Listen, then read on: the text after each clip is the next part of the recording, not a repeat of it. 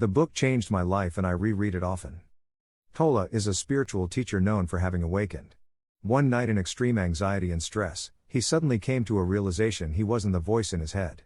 That realization led him out of a deep depression and into complete peace, something he's had ever since. And if there's something we're all subconsciously seeking, it is this. The power of now may just lead you one step closer. These are 5 of the most critical lessons from Tolle's book. Number 1. Don't miss your life. We all have an inner voice, one that goes with us everywhere we do, chatting, judging, and time traveling. Realizing you have an inner voice, according to Tolle, is taking one step closer to awakening. This inner voice can be pesky. That's because the inner voice, or the mind, is often busy replaying events that happened in the past and dress rehearsing scenarios for the future. But rarely here.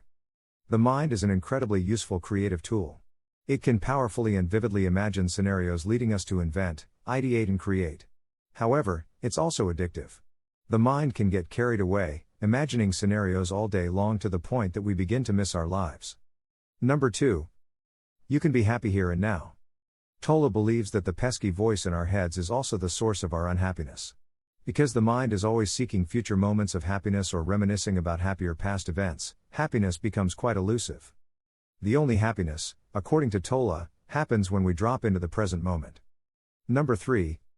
You are not your mind. When we gradually become aware of the voice in our heads, we can start to realize that we also unconsciously identify with it. We believe that it's who we are. The question then is, who are we when we stop thinking?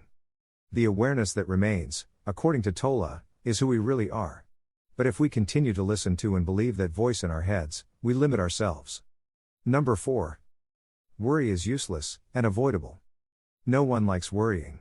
Yet so many of us do it. And typically we do it compulsively without realizing. If we could eliminate all worry in our lives, wouldn't we do it? According to Tolle, this is possible. The trick, he says, is to remove ourselves from constantly living in anticipation of the future, and practice bringing ourselves back to the present moment. Number 5. Challenges are an opportunity to grow. While as humans we naturally like to avoid challenges, they tend to come to us regardless.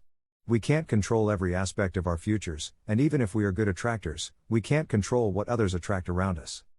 Fortunately, we can look upon challenges as opportunities to evolve and grow. And while things may appear to be a problem, they may simply be life moving us in another direction, helping us to deepen our spiritual connections.